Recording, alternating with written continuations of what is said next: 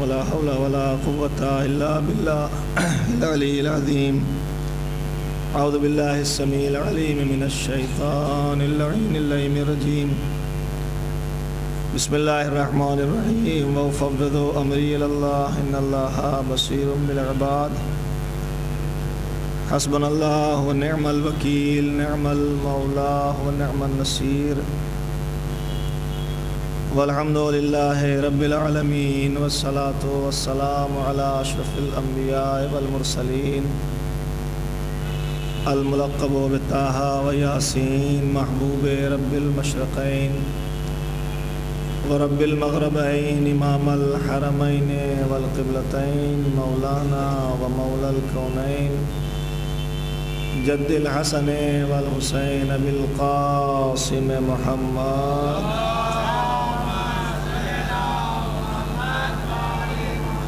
وآلہ اہل بیتہ الطیبین الطاہرین المعصومین المظلومین الذین اذھب اللہ عنہم الرجس وطہرہم تطہیرا.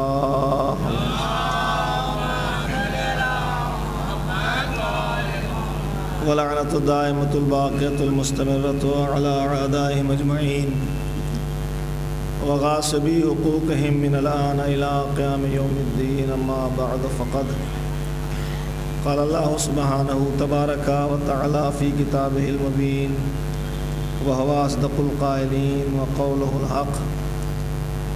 بسم اللہ الرحمن الرحیم. وكذلك فتنا بعضهم ببعض ليقولوا هؤلاء من الله عليهم من بيننا أليس الله بعالم بالشاكرين. وإذا جاءك الذين يؤمنون بآياتنا فقل سلام عليكم كتب على ربكم نفسه الرحمة أنه من عمل منكم سوءا بجهالة ثم تاب وأصلح أنه غفور رحيم. ایک صلوات پڑھیں محمد وعلی محمد.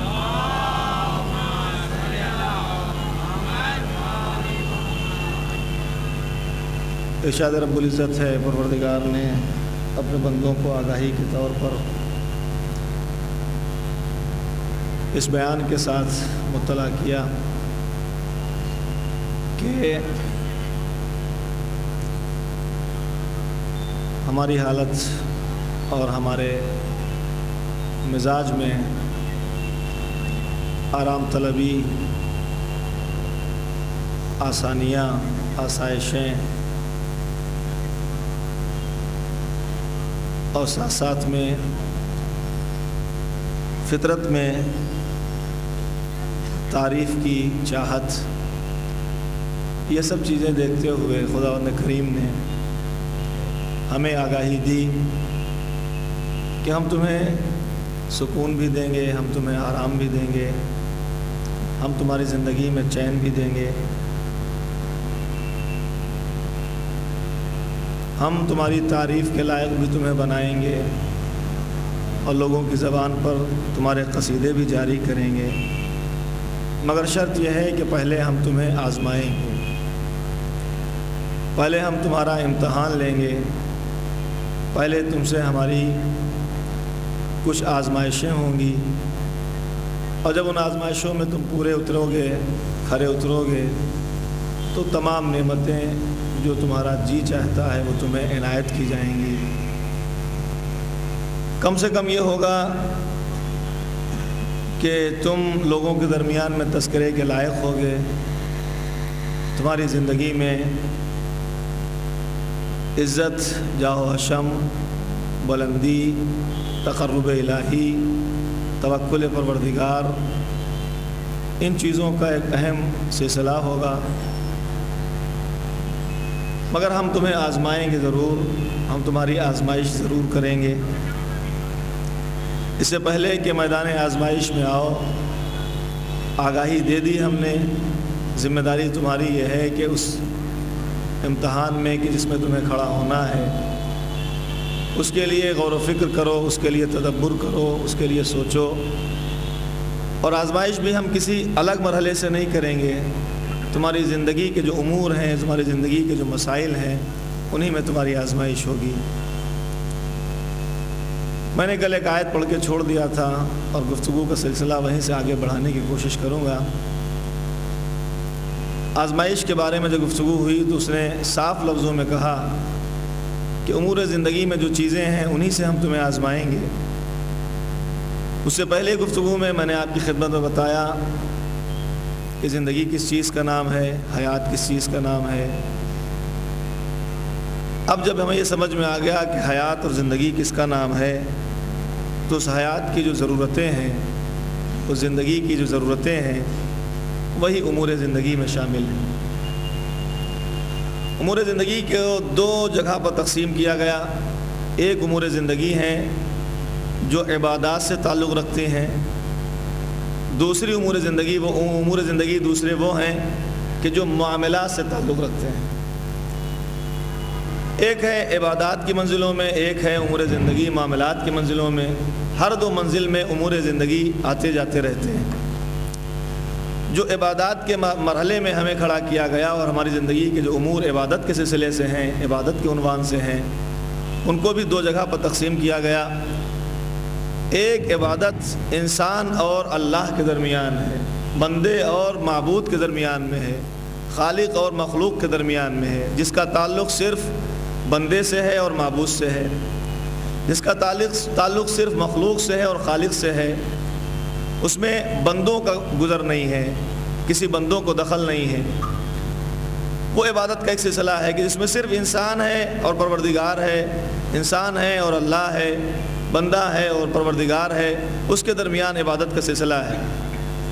یہ عبادت وہ ہے کہ جس ہر عبادت میں جب آپ کرنے کے لیے کھڑے ہوں گے، جو ایسی عبادت جس میں بندہ اور خالق کے درمیان ہی صرف سلسلہ ہے، اس میں نیت شرط ہے۔ اس نیت کا نام ہے قربتاً الی اللہ۔ جیسے نمازوں کا پڑھنا، جیسے روزوں کی عبادت، جیسے حج بجا لانے کی عبادت، یہ عبادتیں وہ ہیں جو ہماری امور زندگی میں شامل ہیں۔ اور میں اس کو تھوڑا لفظوں کو بدل دوں کہ یہ ساری عبادتیں جو بندے اور خدا کے درمیان میں ہیں، ان عبادتوں کا مطلب ہے انسان پر شکرانہ عبدیت کا ادا کرنا واجب قرار دیا گیا۔ یہ عبادتیں صرف اتنا ہے کہ انسان شکرانہ عبدیت ادا کر رہا ہے، سجدے میں سر رکھے ہوئے ہے، شکرانہ عبدیت ہے، بارگاہ الہی میں تکلم کر رہا ہے، گفتگو کر رہا ہے، بات چیت کر رہا ہے، ذکر کر رہا ہے، قیام میں کھڑا ہوا ہے، یہ بھی شکرانہ عبدیت ہے۔ رکوع کی حالت میں ہے، یہ شکرانہ عبدیت ہے۔ تشہد کی حالت میں یہ شکرانہ عبدیت ہے۔ پوری صورت نماز شکرانہ عبدیت ہے۔ کیسے؟ سر پیدا کیا، سر کا شکریہ سجدے میں رکھیے۔ قیام کی طاقت دی، قیام پہ کھڑے ہو کر اس کا شکریہ ادا کیجئے۔ زبان میں بولنے کی صلاحیت ہے، جب بولیے تو وہ بولیے کہ جو اس کو پسند ہو، اس لیے کہ جب اس کو پسند ہوگا وہ بولیں گے تو اس کا اجر ہمیں مل سکتا ہے، اور بندوں کی پسند کی اگر کوئی بات ہم بولیں گے تو ممکن ہے کہ اس کا اجر ہمیں ملنے نہ پائے، یا ملا بھی تو اس اجر میں اس اجر میں بہت فرق ہے۔ یہ مادی اجر ہے، فنا ہو جانے والا ہے، وہ باقی رہنے والا ہمیشہ کا اجر ہے۔ تو ایک عبادت کا تعلق ہے عبادت بندے اور خالق کے درمیان، دوسری عبادت کا تعلق ہے کہ وہ عبادت ہے مگر اس کا تعلق صرف خالق سے نہیں ہے، اس میں بندوں کو بھی دخل ہے، بندے بھی اس میں شامل ہیں۔ جیسے صلہ رحمی ہے، دوست احباب سے ملنا ہے، بیمار کی عیادت ہے، گرتے ہوئے انسان کو سنبھال لینا ہے، ہلاکت کی طرف جاتے ہوئے بچے کو بچا لینا ہے، راہ ہدایت سے بھٹک جانے والے جوان کو سیدھے راستے پہ لگا دینا ہے۔ ایسی بہت ساری عبادتیں ہیں، اخلاق، کردار، سیرت، گفتگو، انداز بیان، ان چیزوں سے انسان کے درمیان میں کچھ ایسی عبادت ہے کہ جس کا تعلق بندوں سے ہے اور اس میں خالق کی قربت شامل ہوتی ہے۔ اس لیے کہ کسی کے گرتے ہوئے اگر سنبھال رہے ہیں، اس لیے سنبھال رہے ہیں کہ اس کا باپ اجر دے، تو باپ کتنا اجر دے سکتا ہے؟ اگر کسی کو ہم چلتے ہوئے بیمار کی عادت کے لیے، اس کی خوشنودی کے لیے جا رہے ہیں کہ وہ ہم سے خوش ہو جائے تو کتنا خوش ہوگا، کیا ہمیں دے سکتا ہے؟ اگر ہم کسی بندے کو سیدھے راستے پر لگانے کی کوشش کر رہے ہیں، راہ بتا رہے ہیں، راستہ بتا رہے ہیں، اس لیے بتا رہے ہیں کہ وہ خوش ہو جائے، تو کتنا خوش ہوگا؟ وہ ہے تو ضرور کہ وہ خوش ہو جائے گا، مگر پروردگار کہتا ہے کہ ان کاموں میں ہمیں بھی شامل کر لو۔ جب گرتے ہوئے بچے کو سنبھالو تو ہمارے لیے سنبھالو، تو میں بھی خوش ہو جاؤں گا، اور جب میں خوش ہو جاؤں گا تو پوری دنیا کو تم سے خوش کر دوں گا۔ یہی قدرت کا تقاضا ہے۔ صلوات بھیجیں محمد والے محمد۔ تو پوری زندگی میں جو عبادت کا تعلق بندے اور خالق کے درمیان میں ہے وہ عبادت کہ جس کا نام ہے شکرانہ عبدیت، اور دوسری عبادت ہے کہ جو بندے اور بندوں کے درمیان ساتھ میں خالق شامل ہے، کیونکہ وہ عبادت جب ہی بننے والی ہے جب اللہ کو شامل کر لیا جائے۔ تو یہ امور زندگی دو مرحلے پر۔ دوسری چیز ہے معاملات میں بزنس کی زندگی ہے، سوسائٹی کی زندگی ہے، اور حیات کے بہت سارے شعبے ہیں کہ جہاں پر انسان رہتا ہے وہ معاملات میں آتے ہیں۔ ان کو بھی ہم عبادت اسی طرح بنا سکتے ہیں کہ ان میں بھی ہم اللہ کو شامل کر لیں، خلاق کے عالم کو شامل کر لیں۔ یہ جتنے بھی مراحل ہیں، جتنے بھی مسئلے ہیں، جتنے بھی زندگی کی ضروریات ہیں، ہر ضرورت میں اللہ نے ہمیں آزمائش میں کھڑا کیا ہے۔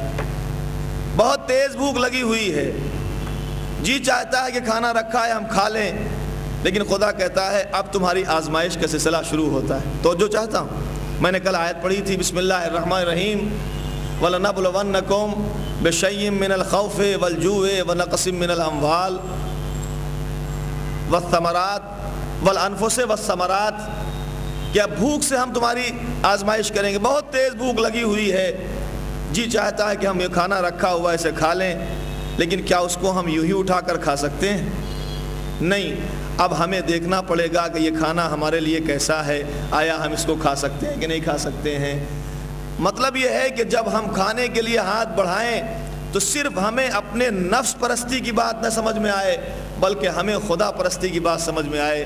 جب وہ لقمہ اٹھائیں گے تو جیوں جیوں وہ لقمہ منہ کی طرف بڑھے گا، منہ سے قریب ہاتھ ہوتا چلا جائے گا، نفس خدا سے قریب ہوتا چلا جائے گا، اور جب اس سے قریب ہو جائے گا تو اتنا پاکیزہ ہو جائے گا کہ وہ اعلان کر رہا ہے، پروردگار خود کہہ رہا ہے کہ ہم نے ان اللہ اشتری من المؤمنین انفسهم واموالهم بان لهم الجنہ، ہم نے انہی نفسوں کو خرید لیا ہے کہ جن نفسوں نے اپنے کو پاک کر لیا ہے، اٹھ رہے ہیں میرے لیے، بیٹھ رہے ہیں میرے لیے، چل رہے ہیں میرے لیے، دوستی کر رہے ہیں میرے لیے، دشمنی کر رہے ہیں میرے لیے۔ ان کا بولنا نہ اپنے لیے ہے، ان کا چلنا اپنے لیے نہیں ہے، ان کا کسی سے محبت کرنا اپنے لیے نہیں ہے۔ میں کہتا ہوں محبت کرو تو محبت کرتے ہیں، میں کہتا ہوں دشمنی کرو تو دشمنی کرتے ہیں۔ تو جو بندہ میرے لیے کرتا ہے میں اس کے لیے کرتا ہوں۔ ایک صلوات بھیجے محمد آل محمد۔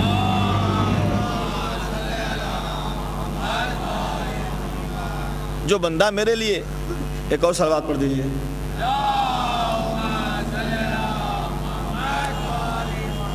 تو ہم نے جب تمہیں آزمانے کی منزل میں رکھا، بہت تیز بھوک لگی ہوئی ہے، اب کھانا کھا سکتے ہیں، رکھا ہوا ہے، لیکن نہیں، خلاق علم کہتا ہے یہاں پہ تمہاری آزمائش ہے۔ لیکن مجھے دوسرا مرحلہ عرض کرنا ہے کہ اگر بھوک کے ذریعے سے ہماری آزمائش ہو تو جتنے بھی ہمارے سامنے بیٹھے ہوئے ہیں اور جو انسانیت کا تقاضا ہے، فطرت انسانی، صلاحیت اور طاقت انسانی ہے، اس میں کم سے کم اتنا تو شامل ہے کہ بھوک کے ذریعے سے آزمائش میں کھڑا ہو جانا، کامیاب ہو جانا آسان بھی ہے اور ممکن بھی۔ کیوں؟ اس لیے کہ جب بھوک ابھی لگی ہے تو یہ امید ہے کہ آئندہ بھوک نہیں رہے گی، کھانا مل جائے گا، ہم کھا لیں گے اور ہماری بھوک ختم ہو جائے گی۔ اس لیے اس بھوک سے آزمائش آسان ہے۔ جیسے ماہ رمضان مبارک میں آپ روزہ رکھتے ہیں، صبح کو روزہ شروع ہوا، دن میں تیز بھوک لگی اور بڑھتا گیا، دن گزرتا گیا، بھوک بڑھتی گئی، لیکن آپ اس روزے کو رکھے ہوئے ہیں۔ کیوں؟ اس لیے کہ امید ہے کہ مغرب کی اذان ہوگی، روزہ افطار ہو جائے گا، کھانا مل جائے گا۔ یہ آزمائش آسان ہے۔ دوسری آزمائش ہے خوف کے ذریعے سے۔ خوف ہے تو خوف کا ہونا اس بات کی دلیل ہے کہ اس کے بعد امن پیدا ہونے والا ہے، امن ملنے والا ہے۔ خوف سے آزمائش پہ ہم لوگ کھڑے ہو سکتے ہیں آسانی سے، اس لیے کہ ہمیں امید امن ہے، امید تحفظ ہے۔ ہمیں یہ امید ہے کہ تھوڑی دیر کے بعد ہمیں یہ خوف دور ہو جائے گا اور امن مل جائے گا، تحفظ پیدا ہو جائے گا، وہ باہر صورت کیسے بھی ہو۔ وہاں بھی آسان ہے کہ ہم آزمائش میں کھڑے ہو جائیں۔ وَنَقْصٍ مِّنَ الْأَمْوَالِ، اور مال کی کمی ہو جانے پر بھی کمی کا ہونا اس بات کی دلیل ہے، یا تو پہلے زیادہ تھا یا پھر آئندہ زمانے میں زیادہ ہونے والا ہے؟ اب میری بات سمجھ رہے ہیں؟ اگر سمجھ رہے ہیں تو خالی سر ہلائیے، بولیے یا نہ بولیے، ایک صلوات بھیجیں محمد وعلی محمد۔ اس لیے کہ آپ سب سامنے جب رپلائی دیں گے تبھی میں کچھ آپ کی خدمت پیش کروں گا، اس لیے میں دیکھوں گا کہ آپ کچھ لینا چاہتے ہیں تب میں بتاؤں گا، اور جب آپ لینا چاہیں گے جتنی دلچسپی دکھائیں گے اتنا ہی دلچسپ ہم اس موضوع کو بنا سکتے ہیں۔ جب ذاکر ممبر پہ آتا ہے تو خود پڑھتا نہیں ہے، اس سے سامعین پڑھوا لیتے ہیں، اور کبھی کبھی بہت چالاک سامعین ہوتے ہیں، وہ جلدی جلدی ہاں ہاں کرتے رہتے ہیں اور بیچارہ پڑھتا جاتا ہے، جوش میں آتا جاتا ہے، جو کچھ اس کے پاس ہوتا ہے سب بیان کرتا چلا جاتا ہے۔ اب یہ آپ کی مرضی، آپ کتنا مجھ سے پڑھوا سکتے ہیں، ایک صلوات اور بھیجیے محمد وعلی محمد۔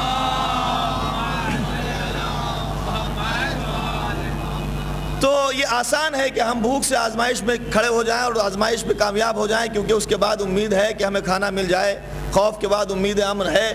اب جب دولت نقص من الاموال، ہمارے پاس مال کم ہو گیا، اس سے آزمائش کی گئی، تو ابھی کم ہے یا تو پہلے زیادہ تھا یا پھر ابھی نہیں ہے، آئندہ زیادہ ہونے والا ہے، یہ بھی امید ہے کہ اس میں اضافہ ہونے والا ہے، کیونکہ پروردگار کہتا ہے لئن شکرتم لازیدنکم، شکرانہ نعمت کرو گے ہم اضافہ کرتے چلے جائیں گے، ہم بڑھاتے چلے جائیں گے، ہم اس میں اور اضافہ کر دیں گے۔ تو یہ امید ہے کہ ہمارے اس میں اضافہ ہو سکتا ہے، یہاں بھی ہمیں کامیابی میں کوئی پرابلم نہیں ہے، تھوڑا سا پرابلم ہے، تھوڑی سی مشکل ہے، مگر اس کے بعد یہ مشکل حل ہو جانے والی ہے، اور تمام مشکلوں کے ساتھ ساتھ یہ بھی آسان ہے۔ تو یہ تینوں منزلیں آسان ہیں، لیکن اس کے بعد کا جو مرحلہ ہے وہ مرحلہ ہے والانفس، اور ہم تمہیں تمہارے ہی ذریعے سے آزمائیں گے۔ توجہ چاہتا ہوں، ہم تمہیں تمہارے نفسوں کے ذریعے سے ہی آزمائیں گے۔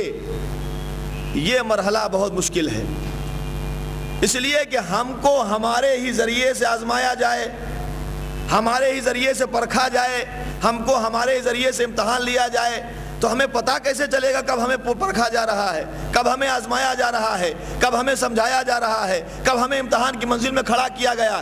اس لیے وہ کہتا ہے کہ ہم تمہیں تمہارے ذریعے سے آزمائیں گے۔ کیسے آزمائیں گے؟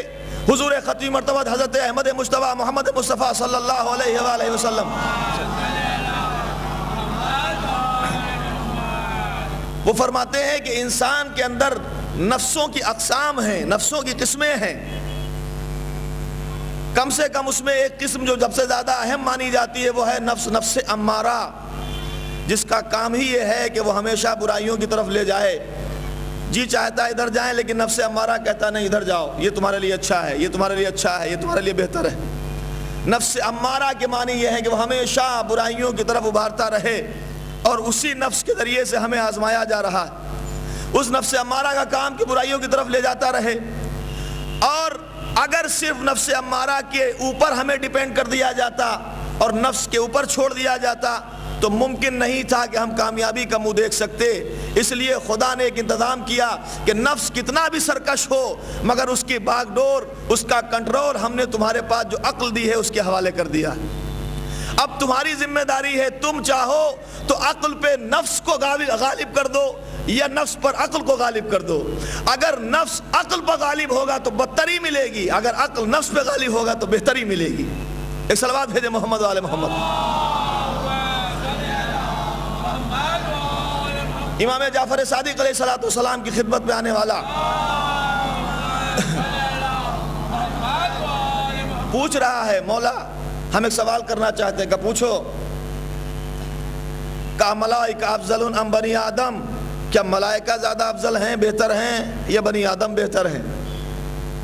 مولا ملائکہ کہ جن کے اندر صلاحیت اور طاقت نہیں ہے کہ وہ گناہ کر سکیں، معصوم پیدا کیے گئے، وہ زیادہ افضل ہیں، یا روز ہزاروں گناہ کرنے والا انسان بنی آدم زیادہ افضل ہے؟ ایک سوال کیا اس نے، چونکہ جب آپ دیکھتے ہیں کوئی اچھے اخلاق، اچھے کردار کو کوئی اچھا کام کرتا ہے تو کہتے ہیں یہ انسان فرشتہ ہے۔ قرآن میں بھی اس کی مثال ہے، جناب یوسف کے واقعے میں سورہ یوسف میں ہے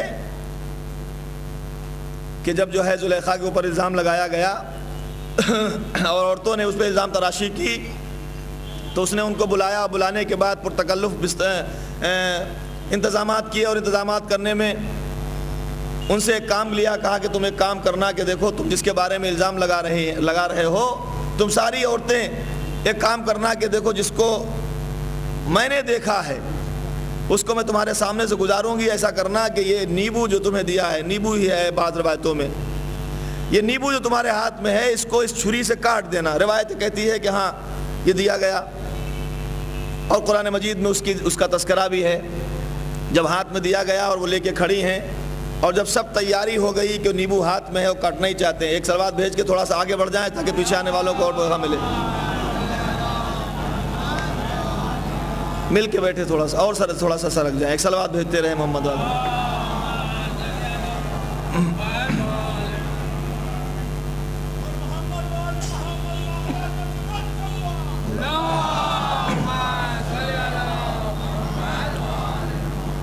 کہا کہ یہ جو ہے جب میں گزاروں تو ایسا کرنا ہے, اس کو کاٹ دینا, اس کو کاٹ دینا.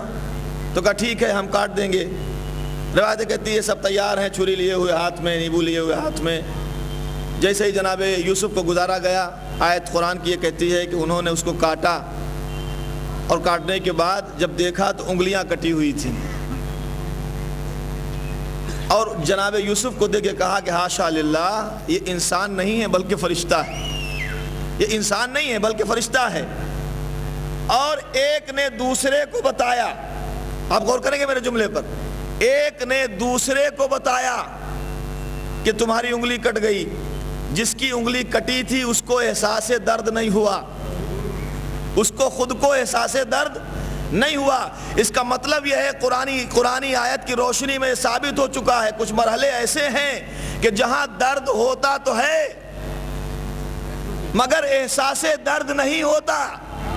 ایک دوسرے کو بتاتے ہیں کہ تمہارے خون نکلا ہے, مگر جس کو نکلتا ہے اس کو احساس نہیں ہوتا جب تک بتایا نہ جائے. کہا وہ وجہ کیا ہے؟ کہا وہ کسی غالب کی محبت غالب آ جائے, کسی معصوم کی محبت میں منہمک ہو جائے. اب ہم سے نہ پوچھنا کما کا ماتم کرتے ہو تو درد ہوتا کہ نہیں ہوتا ہے, زنجیر کا ماتم کرتے ہو درد ہوتا کہ نہیں ہوتا ہے. ارے کٹے بدن اور درد نہ ہو, درد ہوتا ہے, احساس درد نہیں ہوتا.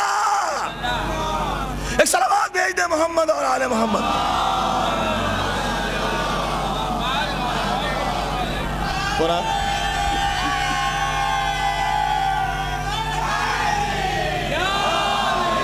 قرآن کی روشنی میں قرآن کی آیت کہتی ہے, اب پکار کے کہا ہاشا للہ, قسم ہے خدا کی یہ کوئی انسان نہیں ہے بلکہ فرشتہ ہے. صورت کو دیکھا, سیرت کو دیکھا, انداز رفتار کو دیکھا, گفتار کو دیکھا, چہرہ دیکھا, مہرہ دیکھا. دیکھنے کے بعد کہا کہ یہ کوئی انسان نہیں بلکہ فرشتہ ہے. یوسف کو دیکھ کر, اور یوسف نے کیا کہا زلیخا سے؟ کہا بے وقوف, مجھے دیکھ کر بہک گئی, مجھے دیکھ کر بہک گئی. اگر میرا فخر جو آنے والا ہے فخر یوسف, اس کو دیکھتی تو تیرا کیا عالم ہوتا. یوسف نے کہا کہ جو آنے والا میرے بعد ہے اگر اس کو دیکھتی تو تیرا کیا عالم ہوتا. صرف دل میں محبت پیدا ہوئی. کہ وہ کون؟ کہ آخری زمانے میں آنے والا محمد. محمد کا نام سنا, دل میں محبت پیدا ہوئی, گئی ہوئی جوانی پلٹ آئی, گئی ہوئی جوانی پلٹ آئی. نام محمد کی محبت اگر گئی ہوئی جوانیاں پلٹا سکتی ہے تو پھر جنت میں جاتے جاتے جوانان جنت کو دیکھ کر بوڑھے جوان کیوں نہیں ہو سکتے. ایک صلوات بھیج دے محمد اور آل محمد.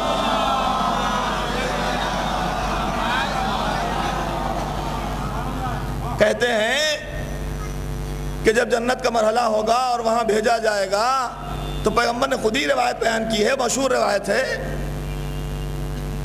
پیغمبر نے بیان کیا اس وقت جب آنے والی عورت نے پوچھا کہ کیا میں بوڑھی ہو چکی ہوں, جنت میں جاؤں گی؟ کہا بوڑھے جنت میں نہیں جائیں گے, بوڑھے جنت میں نہیں جائیں گے. اس نے سنا, سننے کے بعد جو ہے اس کا نتیجہ کچھ اور نکالا, مطلب کچھ اور نکالا. پیغمبر کا مطلب کچھ اور تھا. رونے لگی. تھوڑی دیر کے بعد ابن عباس آئے, وہ جناب عباس آئے, اور آنے کے بعد انہوں نے دیکھا کہ ضعیفہ رو رہی. کیا ہوا؟ کہ نبی کی خدمت میں گئی تھی, انہوں نے کہا کہ بوڑھے جنت میں نہیں جائیں گے. کہا ایسا کہا؟ کہاں, چلو میرے ساتھ گئے. کہا کہ یا رسول اللہ کیا کہہ دیا؟ اس کا دل ٹوٹ گیا. کہا میں نے یہی تو کہا بوڑھے جنت میں نہیں جائیں گے, اور آپ کیا سفارش لائے ہیں؟ کالے بھی جنت میں نہیں جائیں گے. وہ تھوڑے سے سانولے تھے, ابھی تو بیچاری اکیلی رو رہی تھی، ساتھ دینے والا بھی آ گیا۔ بیٹھ کے دروازے مسجد پہ جب خطبہ ختم ہوا، پیغمبر نکلے، دیکھا دونوں زاروں قطار رو رہے ہیں، جنت میں جانے کا موقع نہیں ملنے والا ہے، رو رہے ہیں۔ کس لیے رو رہے تھے؟ داخلے جنت کے لیے۔ آنکھوں سے آنسو جاری، عباس کی آنکھوں سے، ضعیفہ کی آنکھوں سے، صرف اس لیے کہ للک ہے، چاہت ہے کہ جنت میں جائیں۔ داخلے جنت کے لیے اگر پیغمبر کے سامنے عباس جیسا چچا رو سکتا ہے تو غم حسین پر اگر ہمیں جنت مل رہی ہے آنکھوں سے نکل جائے تو پھر برا کیا ہے؟ آنکھوں سے آنسو بہنے لگے تو برا کیا ہے؟ کہا کہ کیا بات ہے؟ کہا کہ آپ نے کہہ دیا، کہا کہ ہم نے یہی تو کہا کالے نہیں جائیں گے، ہم نے یہی تو کہا بوڑھے نہیں جائیں گے۔ ارے سنو تو صحیح، بوڑھے جوان ہو کے جائیں گے، کالے گورے ہو کے جائیں گے تو عجب نہیں۔ اب جناب عباس نے پوچھا ہو تو پھر یہ بھی بتا دیجئے کہ جنت میں ان کی جوانیاں پلٹائے گا کون؟ نہیں غور کیا آپ نے؟ کہا وہ جوانیاں پلٹائے گا کون جو 80 برس کے بوڑھے، سینکڑوں سال کے بوڑھے چلے گئے، ان کی جوانیاں کیسے پلٹیں گی؟ کہا تو سنو، جو ایک جوانی پلٹا دے اس کا نام یوسف ہے، جو لاکھوں جوانی پلٹائے اس کا نام حسن ہے، اس کا نام حسین ہے۔ ایک صلوات بھیج دے محمد اور آل محمد۔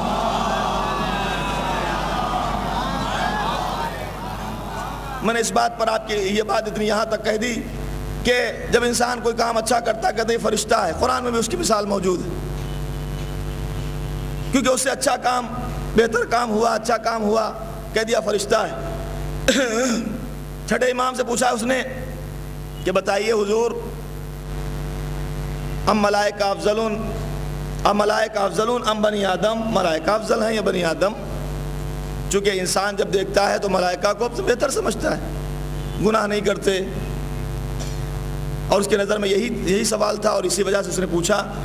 تو مولا نے تھوڑی تفصیل سے بتایا کہ سنو، رکب اللہ تعالی سبحانہ و تعالی فی الملائکہ عقل بلا شہوہ، اللہ نے ملائکہ میں صرف عقل رکھی ہے، شہوت نہیں رکھی، خواہش نہیں رکھی، نفس نہیں رکھا ہے، چاہتے دنیا نہیں رکھی۔ وَرَكَّبَ اللہ سبحانہ وتعالی فی البہائم شہوت بلا عقل، اور چوپاؤں میں، جانوروں میں صرف شہوت ہے، عقل نہیں ہے، اس لیے ان کا کوئی حساب نہیں ہے۔ فرشتوں میں صرف عقل ہے، ان کے پاس شہوت نہیں ہے، خواہش نہیں ہے، اور بہائم میں، جانوروں میں صرف شہوت ہے، عقل نہیں ہے۔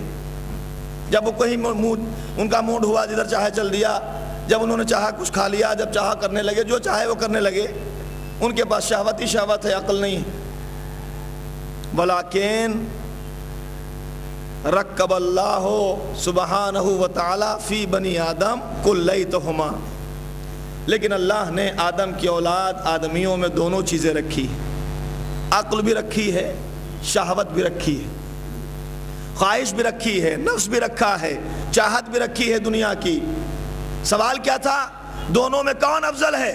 مولا نے جواب یہ دیا کہ جانوروں میں صرف شہوت ہے، عقل نہیں ہے، فرشتوں میں صرف عقل ہے، شہوت نہیں ہے، انسانوں میں دونوں چیزیں ہیں، شہوت بھی ہے، عقل بھی ہے۔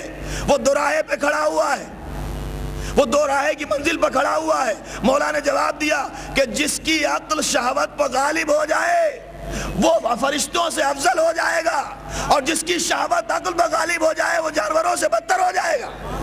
صلوات بھیج دے محمد اور آل محمد۔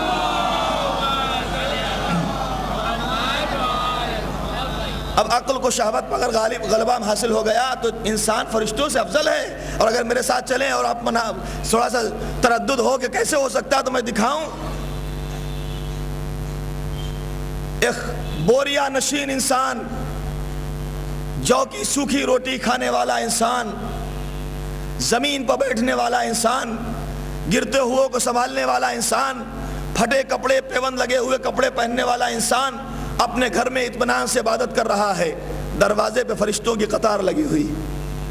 کوئی کہہ رہا ہے ہمیں فضیلت چاہیے، کوئی کہہ رہا ہمیں عظمت چاہیے، کوئی کہہ رہا ہمیں روٹیاں چاہیے، کوئی کہہ رہا ہمیں کپڑے چاہیے، کوئی کہہ رہا ہمیں فلاں چیز چاہیے، کوئی کہہ رہا ہمیں علم چاہیے، کوئی کہہ رہا ہمارے بالوں پر نہیں ہے بالوں پر چاہیے۔ یہ جس کے در پہ آئے ہیں وہ کوئی فرشتہ نہیں، وہ انسان ہی تھا کہ جس کے در پر فرشتے آئے ہیں۔ فرشتوں نے آ کے بتایا ہے انسان کل بھی افضل تھا، انسان آج بھی افضل ہے۔ ایک صلوات بھیجے محمد اور آل محمد۔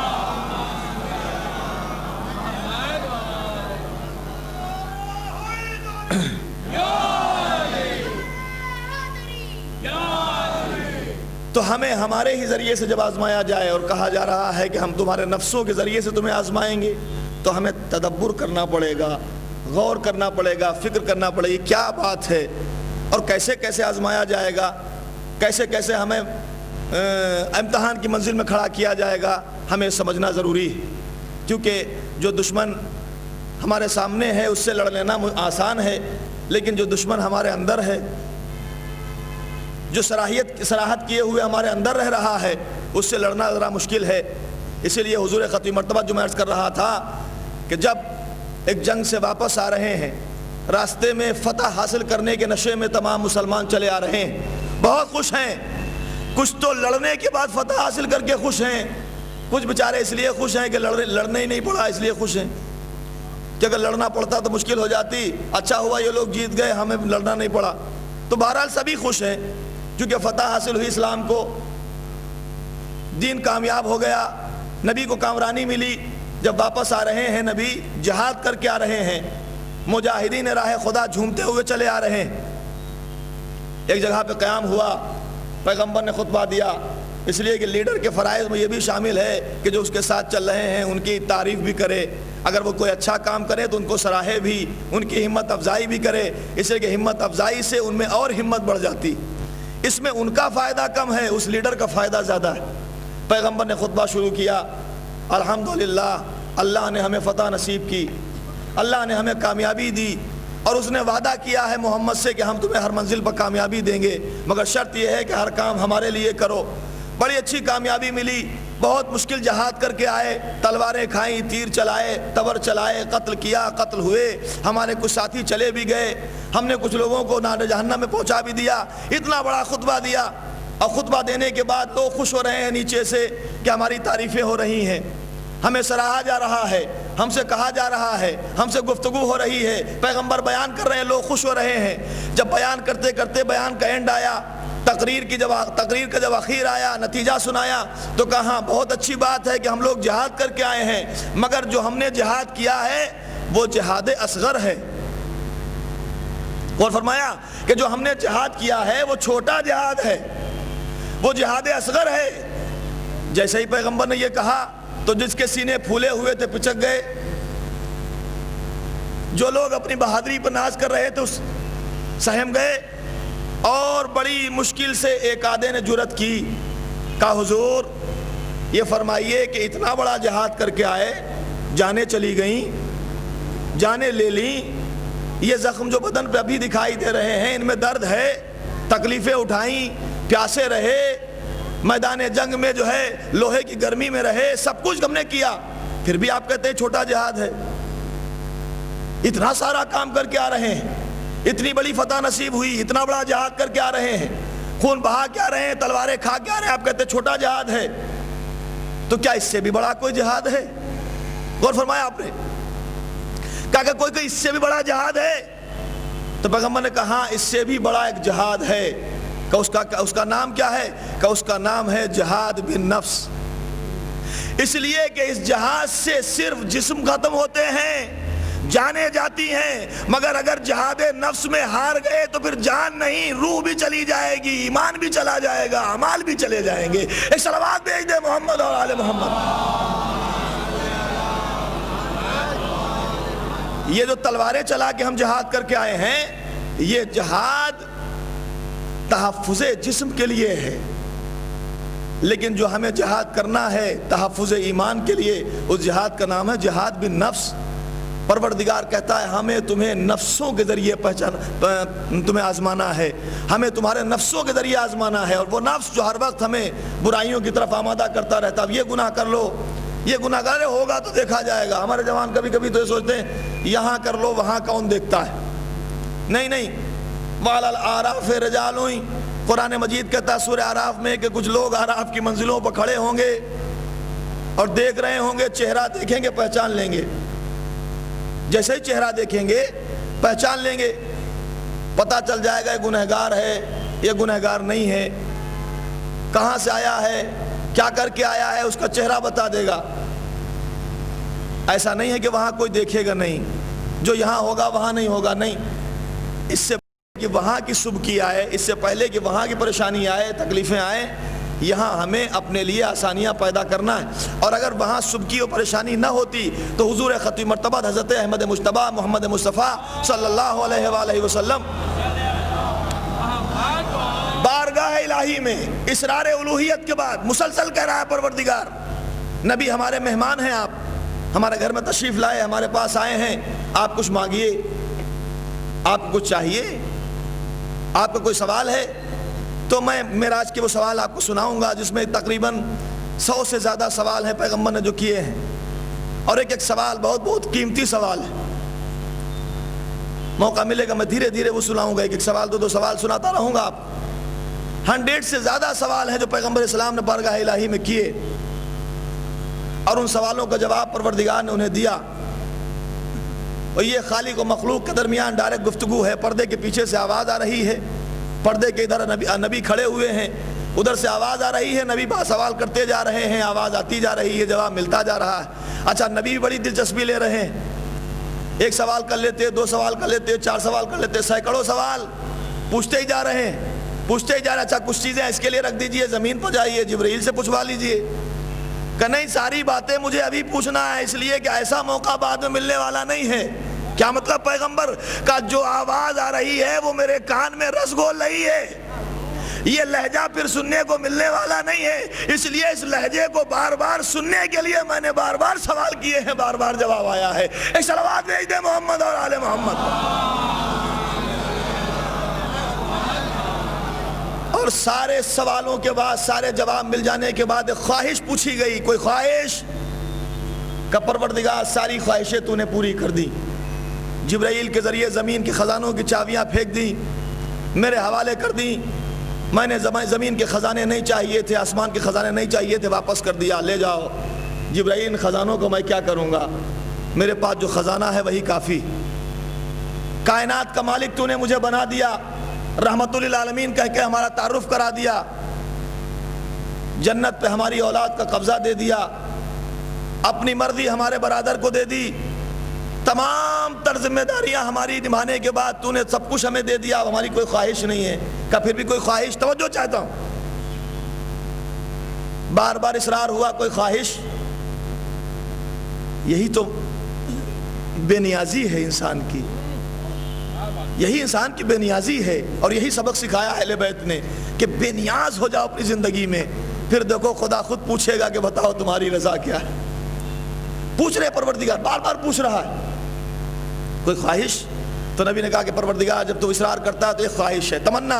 اور سنیے گا تمنا کیا پیغمبر نے کی, کہ تمنا ہے. کیا تمنا ہے؟ کہ تمنا یہ ہے کہ تیرے لوح محفوظ پر لکھا ہوا میں نے پڑھا ہے, جبرائیل کے ذریعے سے مجھے خبر بھی پہنچائی ہے تو نے, تیری مصلحت کے تقاضوں میں شامل ہو چکا ہے کہ پوری دنیا ایک موقع پر ختم ہو جانے والی ہے. عرصات کا میدان ہوگا, محشر کا عالم ہوگا, جتنے گزر چکے ہیں وہ بھی آئیں گے, جو ہمارے بعد آنے والے ہیں وہ بھی آئیں گے, اور ہر نبی اپنی امت کو لیے ہوئے کھڑا ہوگا.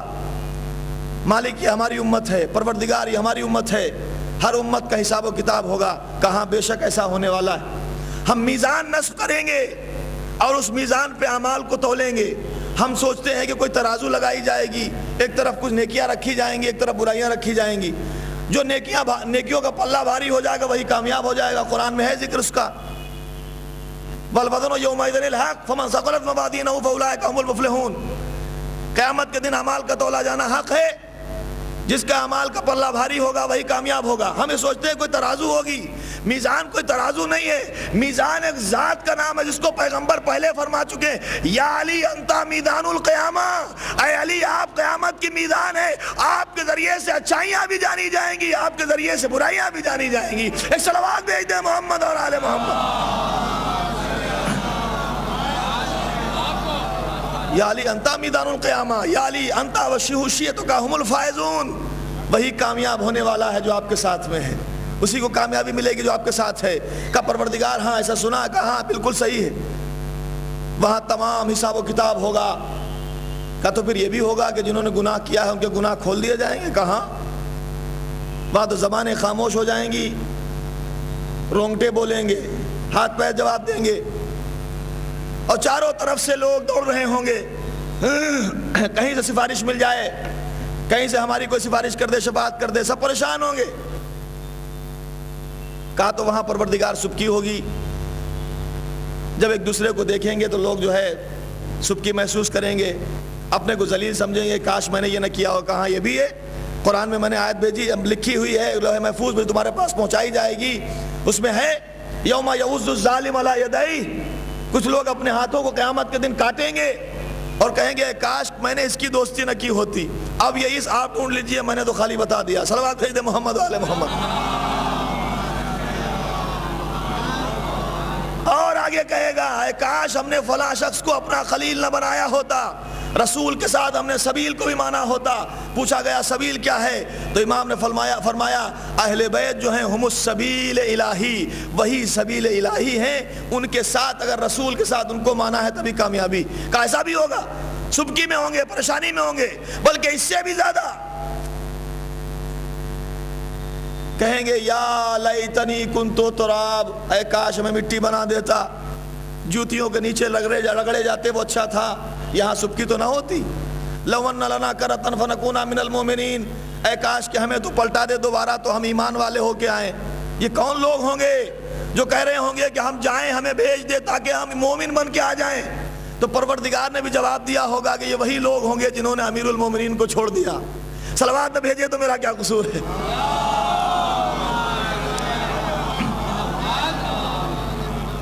کا پروردگار ایسا ہوگا کہ ہاں وہاں سبکی ہوگی, سب کی امتیں آئیں گی, سب کے حساب و کتاب ہوں گے. ایک خواہش جو میں عرض کر رہا ہوں, پیغمبر کی خواہش کا مالک تو میری ایک خواہش ہے, میری ایک تمنا ہے, میری ایک آرزو ہے. کہ کیا ہے بیان کرو. کہ پروردگار میں یہ چاہتا ہوں کہ میری امت کا حساب کسی نبی کی امت کے سامنے نہ لینا, اس لیے کہ میں نہیں چاہتا کہ محمد کی امت آدم کی امت کے سامنے ہی جو ہو جائے اس کی. میں نہیں چاہتا کہ نوح کے چاہنے والوں کے سامنے, نوح کے ماننے والوں کے سامنے میری امت کی تذلیل ہو جائے, ان کو ذلیل سمجھا جائے. میں نہیں چاہتا.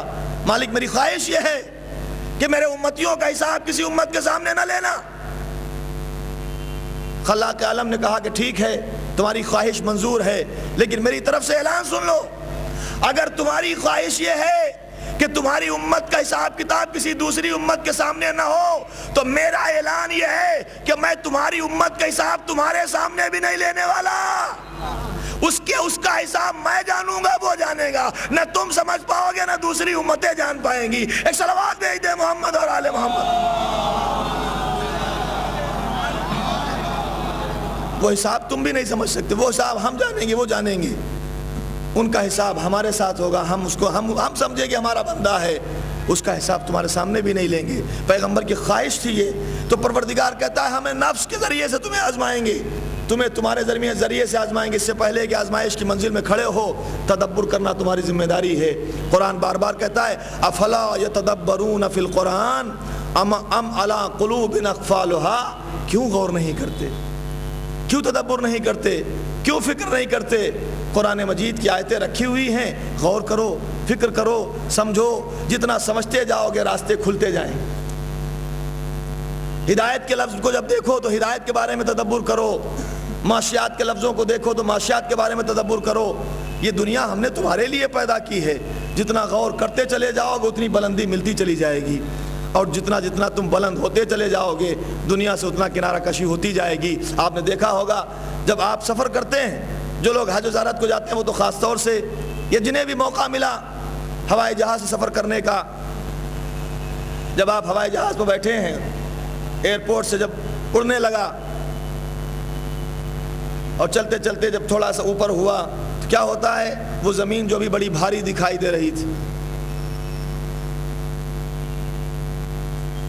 یہ جواب امام خمینی نے دیا تھا. کسی نے پوچھا تھا کہ آپ اتنی بڑی طاقتوں سے نہیں ڈرتے جو آپ کے مقابل میں کھڑی ہوئی ہیں، آپ کو ختم کرنے کی کوشش کر رہی ہیں، اور آپ بوڑھے مجاہد اکیلے ٹکرا رہے ہیں؟ تو امام خمینی نے جواب دیا تھا کہ تم لوگ سب جو ہے، طلباء نے پوچھا تھا تو طلباء نے سبب پوچھا تھا کیا وجہ ہے، تو انہوں نے کہا کہ جب تم لوگ آئے ہوگے اپنے وطن سے تو تم یقیناً ایئرپورٹ پہ گئے ہوگے، ہوائی جہاز سے آئے. کہاں کہ جب ہوائی جہاز چلتا ہے جیسے جیسے بلند ہوتا جاتا ہے وہ زمین جو بہت بھاری دکھائی دیتی، بہت لمبی چوڑی دکھائی دیتی ہے، دھیرے دھیرے کم ہوتی جاتی.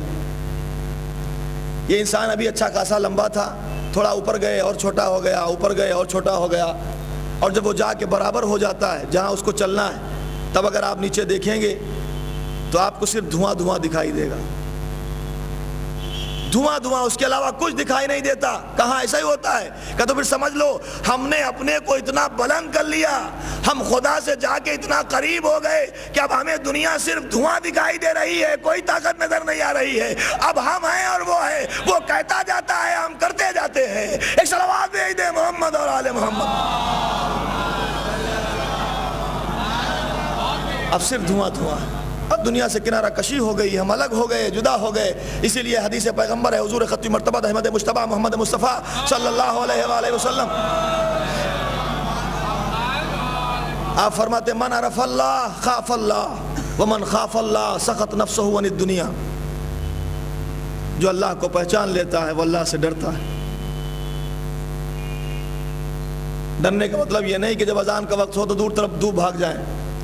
ہمارے جوان تو مسجد سے اتنا ڈرنے لگے کہ اذان کا وقت ہوتا ہے تو چلے جاتے ہیں. کیا چلو ابھی ڈر اللہ سے ڈرتے ہیں تو اس کے گھر میں ہی نہیں جائیں گے جو پوچھا جائے گا. نہیں، ڈرنے کا مطلب یہ ہے کہ اس کی کوئی نافرمانی نہ ہونے پائے. من عرف اللہ خاف اللہ ومن خاف اللہ سخط نفسہ عن الدنیا. اور جو اللہ سے ڈرنے لگتا ہے اب دنیا کی اسے چاہت نہیں ہوتی، اب تو وہ رضم میں قضا ہے و تسلیم لامر، اس کا سر بارگاہ الہی میں جھکا رہتا ہے، اب اس کی کوئی مرضی نہیں رہتی. اب وہ یہی کہتا ہے کہ پروردگار اب ہم نے تجھ سے اپنے کو ملا دیا ہے، تو جدھر چاہے لے جائے، جو تو کہتا رہے گا وہی میں کہتا رہوں گا. معاہدہ کر لیا پروردگار نے، اگر تم نے یہ کر لیا تو پھر جو میں کہتا رہا وہ تم کرتے رہے. ایک موقع وہ بھی آئے گا جو تم کہتے رہو گے وہ میں کرتا رہوں گا. میں نے روایت میں دیکھا ہے کہ قیامت کے دن جہنم کے دروازے کے قریب کھڑے ہوں گے مولائے متقیان، چہرہ دیکھ کے کہیں گے جہنم سے یہ تیرا ہے، یہ میرا ہے، یہ تو لے لے، یہ مجھے دے دے. ایک صلوات بھیج دے محمد آل محمد. اب اختیار دے دیا، جب تم نے اپنی مرضی کو ہماری مرضی سے ملا دیا، تم نے ہمارے ہی لیے جیے، تم ہمارے ہی لیے مر گئے، تو پھر اب تمہیں ہم زندہ رکھیں گے. اب تم نے کچھ نہیں کیا اپنے لیے، ہمارے لیے سب کچھ کیا، تو ہماری ذمہ داری یہ ہے کہ اب تمہیں ہم دنیا پہ چھا دیں، دنیا پہ پھیلا دیں. کائنات کے دلوں پہ جو دھڑکنیں ہو رہی ہیں دلوں میں، وہ ہر دھڑکن پہ تمہارا نام رقم کرا دیں. عزیزو یہ خدا کا وعدہ ہے.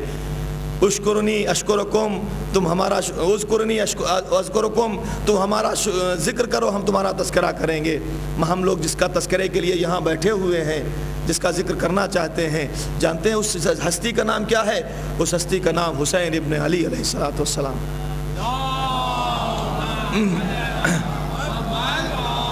اتنی پاورفل شخصیت، اتنی عظیم ترین شخصیت کہ میں وہ آیت پڑھ چکا ہوں آپ کی خدمت میں جو قرآن مجید میں سورہ فجر میں ہے، یا ایتھا النفس المطمئنہ ارجعی الی ربک راضیۃ مرضیہ. اے نفس مطمئن اپنے رب کی طرف پلٹ آ، تیرا رب تجھ سے راضی ہو گیا، تو بھی راضی ہو جا. اتنی پاورفل شخصیت کے جو پروردگار عالم نے اس کو اہمیت دی ہے. کیوں دی ہے؟ کہ صرف قربانی کا تقاضا، رضا الہی پر راضی رہنے کا تقاضا. دو تین باتیں صرف میں عرض کروں اور اس کے بعد آپ کی زحمت کو تمام. اور یہ میں سلسلہ آگے بڑھاتا رہوں گا روزانہ ایک دو بات اس میں اسی کے سلسلے کی. زمین کربلا جس کو آج فوقیت حاصل ہے، جس کو آج عظمت حاصل ہے، یہ عظمت کس کی وجہ سے حاصل ہے؟ یہ عظمت حسین ابن علیہ السلام کی وجہ سے حاصل. کربلا کی سرزمین کی بہت ساری فضیلتیں ہیں.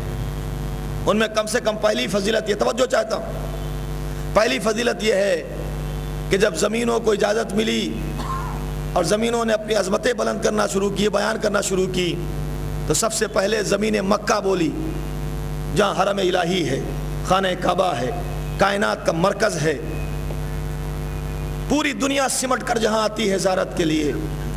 زمین حرم چلا کے بولی مجھ سے بہتر کون ہے، اس لیے کہ حرم الہی میرے سینے پر ہے۔ کائنات سمٹ کر میرے پاس اللہ کو سجدہ کرنے کے لیے آتی، پوری دنیا میری طرف اشارہ کر کے سجدہ کرتی، فخر کر رہی ہے، قصیدے پڑھ رہی ہے، میرے پاس یہ نعمت ہے، میرے پاس وہ نعمت ہے، میرے پاس وہ نعمت ہے۔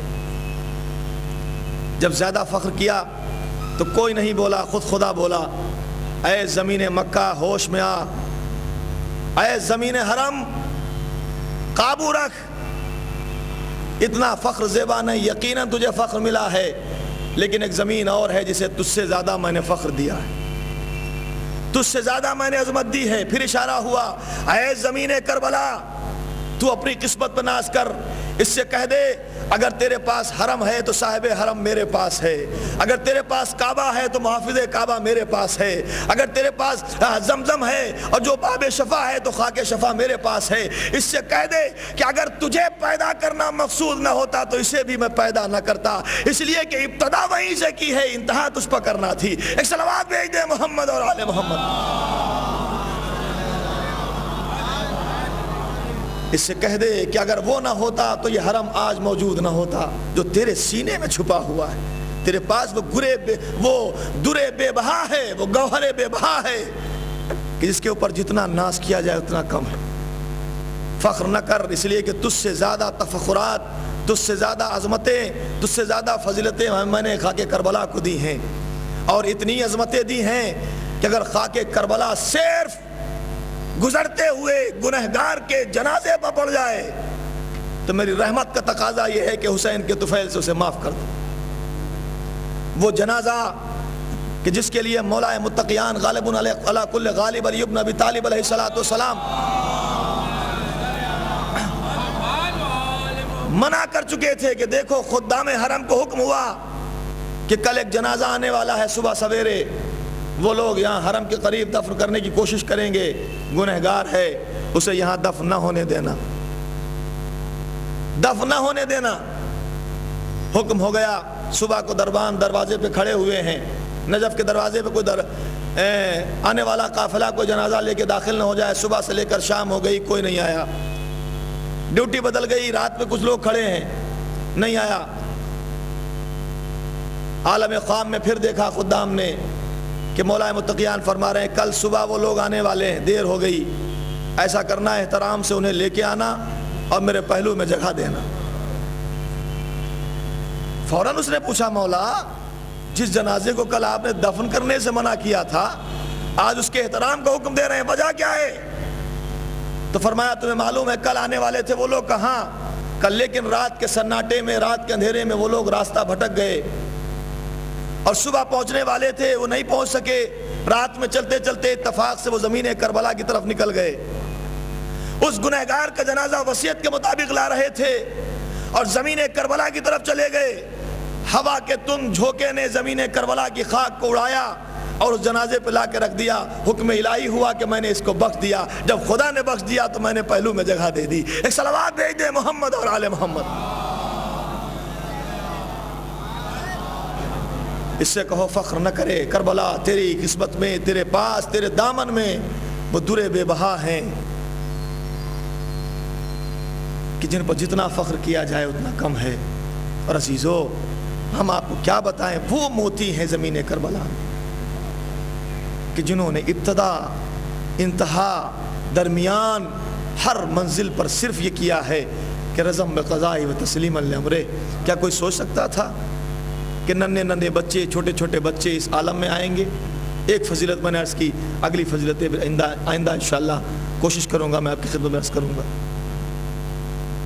چھوٹے چھوٹے بچے، کوئی تو ہوتا، ارے کوئی جھوٹی سے جھوٹی تاریخ لا کے بتا دیجئے، 3 دن پیاسے رہنے کے بعد کسی بچے نے حسین سے یہ کہا ہو، یہ تو کہا ہے کہ بابا میرا سینہ جل رہا ہے پیاس سے، اہتمام آپ کر دیجئے، پانی کی سبیل کر دیجئے، مگر کسی بچے نے یہ نہیں کہا کہ مولا آپ بیعت کر لیجئے، اب سہا نہیں جاتا۔ ساری زبانیں ایک تھیں، جسم الگ الگ تھے مگر مزاج ایک تھے، صورتیں الگ الگ تھیں، سیرتیں ایک تھیں، زبانیں الگ الگ تھیں، قول ایک تھے، سب لوگ ایک ہی زبان سے ہو کے بول رہے تھے۔ جو 84 برس کا بوڑھا مجاہد بولا، وہ 6 مہینے کے علی اصغر نے زبان بے زبانی سے کہا۔ جو کڑیل جوان علی اکبر نے کہا، وہ چھوٹے چھوٹے اون محمد جیسے جوانوں نے کہا، سب نے ایک ہی زبان کہی کہ اگر حسین نے انکار کر دیا تو ہم بھی انکار کرتے ہیں۔ اب تیروں کی پرواہ نہیں، تلواروں کی پرواہ نہیں۔ لیجئے عزیزو، وہ منزلیں بھی آ گئیں کہ جن کے ہم منتظر رہے۔ آج شب 2 محرم ہو گئی، اور یہ شب بڑی مشکل سے امام علی مقام کے لشکر والوں پر کٹی، اور صبح ہوتے ہوتے مظلوم کربلا زمین کربلا پر پہنچ گئے، اور جیسے ہی داخلے زمین کربلا ہوئے، گھوڑے پر سوار ہیں، گھوڑا آگے نہیں بڑھتا۔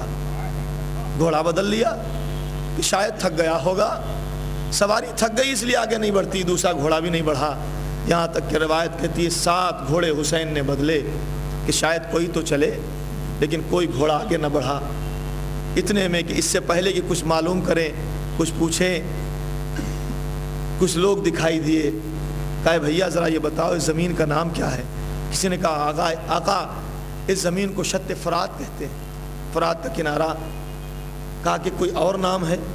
کہ اس زمین کا نام نینوا بھی ہے۔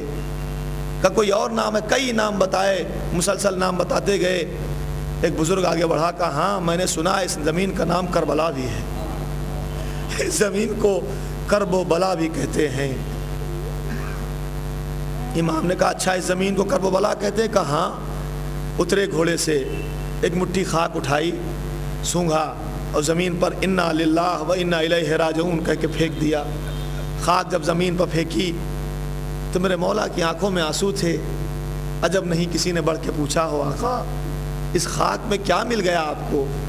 کیا آنکھ سے بے ساختہ آنسو نکل آئے؟ کہ اس خاک میں میرے علی اکبر کے خون کی خوشبو آ رہی ہے، اس خاک میں میرے ننھے مجاہد کے خون کی خوشبو آ رہی ہے۔ ابھی ساتھیوں سے گفتگو ہو ہی رہی جس سے پہلے کہ خرید و فروخت ہو کہ خیمے سے پیغام آیا، فضا نے آگے کہا آقا آپ کو شہزادی بلا رہی ہیں، جناب زینب آپ کو یاد کر رہی ہیں، ہماری میں بیٹھی ہوئی انتظار کر رہی ہیں۔ ایک مرتبہ پیغام پر امام علی مقام زینب کی خدمت میں پہنچے۔ کہا بہن کیا بات ہے، حسین کو کیوں یاد کیا؟ کہا بھیا ایک رائے ہے کہ جلدی سے قافلہ یہاں سے آگے بڑھا لو، قافلہ جلدی سے یہاں سے آگے بڑھا لو۔ کہا کیوں بہن؟ کہا اس لیے کہ میرے سر سے ردا سرک رہی ہے، مجھے یہاں شگن اچھا نہیں لگتا۔ بھیا جب سے میں نے یہاں پر قدم رکھا ہے تب سے میرا جی گھبرا رہا ہے، میرا جی پریشان ہے، میں گھبرا رہی ہوں، اور بھیا میرے دل میں عجب عجب خیال اٹھ رہے ہیں، میرے سر سے ردا سرک رہی ہے، اور نہیں معلوم بھیا کیا بات ہے۔ جیسے ہی جس زمین پر ہم آئے ہیں ویسے ہی میرے آنکھوں سے بے ساختہ آنسو گرنے لگے، بے ساختہ آنسو ٹپکنے لگے۔ ایسا لگ رہا ہے کہ کوئی بی بی یہاں پہلے سے موجود ہے، اس لیے کہ اس کے گریا کی آواز آ رہی ہے، اس کے گریا میں اتنا درد ہے کہ میرا کلیجہ پھٹا جا رہا ہے۔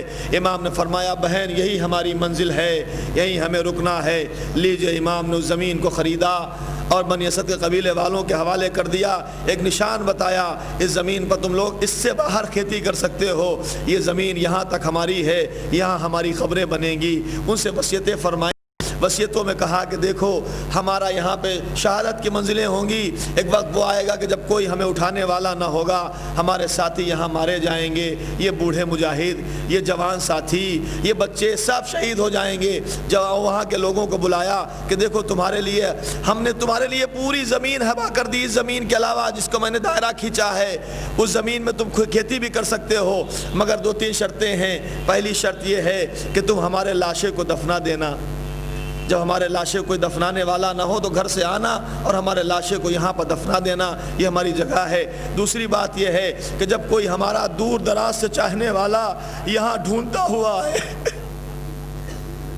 کہ مظلوم کائنات کی شہید اعظم شہید سید الشہداء کی قبر کدھر ہے؟ سب سے زیادہ ظلم جس پہ اب کیے گئے مصائب برداشت کرنے والے حسین کی قبر کدھر ہے؟ وہ پوچھے تو ان کو ہماری قبر کا نشان بتا دینا، ہو سکے تو لا کے میری قبر پر کھڑا کر دینا۔ اور دیکھو ہم چاہتے ہیں ایک کام اور کرنا، جب میرا پردیسی چاہنے والا باہر سے آئے میری زیارت کو آئے تو اس کو 3 دن مہمان رکھنا، اگر ہو سکے تو ان کو کھانا کھلانا، ہو سکے تو ان کو پانی پلانا۔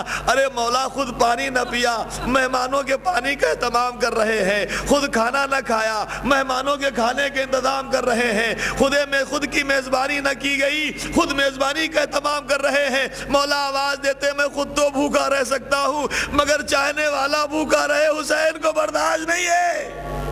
اجرکم اللہ۔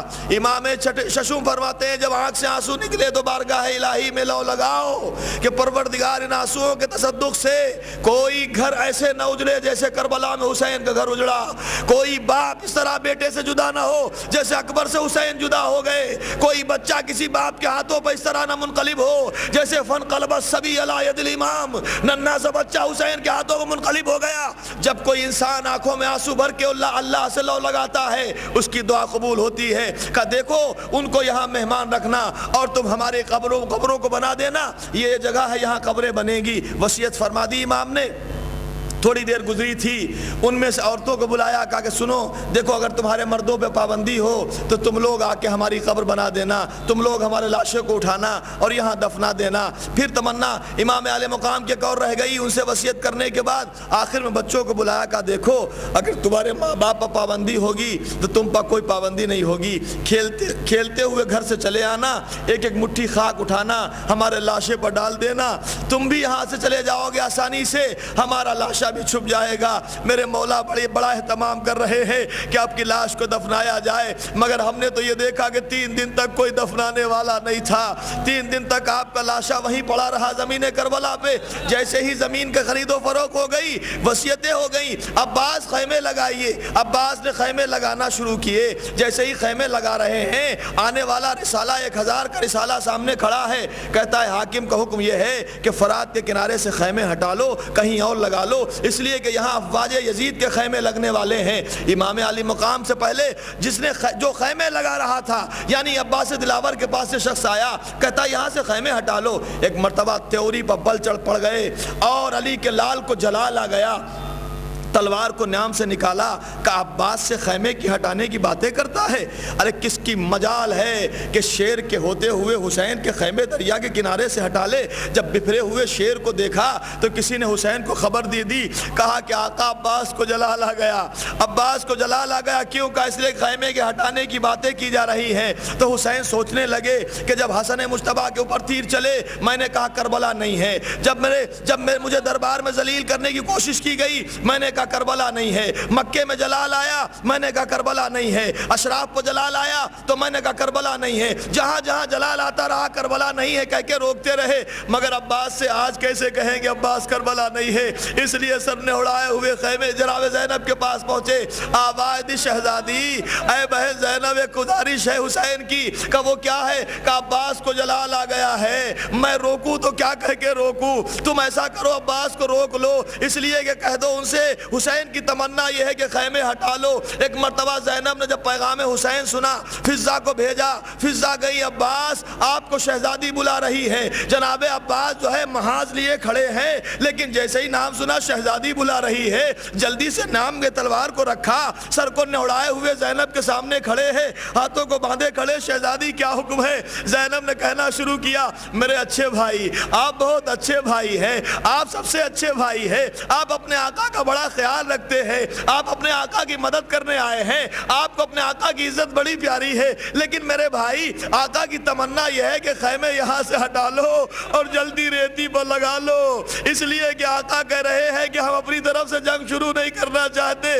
عباس کی آنکھوں میں آنسو آئے، ایک مرتبہ نجف کا رخ کیا، بولے تو کچھ نہیں مگر اشارے سے کہہ رہے بابا، بابا جس منزل کے لیے عباس کو مانگا تھا عباس کو اجازت نہیں مل رہی ہے بابا، بابا عباس کے لیے مر جانا زیادہ اچھا ہے، مگر فرات کے کنارے سے خیمے ہٹانا مشکل ہے، مگر حکم مولا ہے، اطاعت مولا میں خیمے اکھاڑتے جاتے ہیں، روتے حسین نے سینے سے لگایا ہو، میرے باپ میرے بھائی، آج تو تمہیں خیمے ہٹانے کی تذلیل پر جلال آ گیا، لیکن کل جب تلواریں چل رہی ہوں گی، کل جب تیر مارے جا رہے ہوگے، جب حسین گھوڑے سے گر رہے ہوگے، آواز دے رہے ہوگے اماں، ارے کدھر ہو میری ماں، میری مدد کو آؤ، اس وقت تمہارا کیا عالم ہوگا۔ وَسَيَعْلَمُ الَّذِينَ ظَلَمُوا أَيَّ مُنْقَلَبٍ يَنْقَلِبُونَ اِنَّا لِلَّهِ وَإِنَّا إِلَيْهِ رَاجِعُونَ۔ رضم بقضائه وتسلیما لامرہ، پروردگار چہردہ معصومین کے وسیلے سے ہماری اس مختصر سی ادا کو قبول فرما، حاضرین مجلس بانین مجلس کی تمناؤں کو پورا فرما، بیماروں کو شفاء کاملہ صحت عاجلہ عنایت فرما، مرحومین پر اپنی رحمت نازل فرما، چہردہ معصومین کے وسیلے سے تمام مظلومین جہاں کی مدد فرما، جہاں جہاں مومن و مومنات مسلمین و مسلمات رہتے ہیں ان سب کی حفاظت فرما، ظالمین متکبرین متعصبین کے شر سے تمام مومن و مومنات مسلمین و مسلمات کو محفوظ فرما، چہردہ معصومین کا واسطہ ہمارے زمانے کے امام کے ظہور میں تعجیل فرما، ہمارے امام کو ہم سے راضی و خوشنود فرما، امام کے آوان و انصار میں ہمیں شامل ہونے کی سعادت نصیب فرما۔ ربنا تقبل منا انک انت السمیع العلیم۔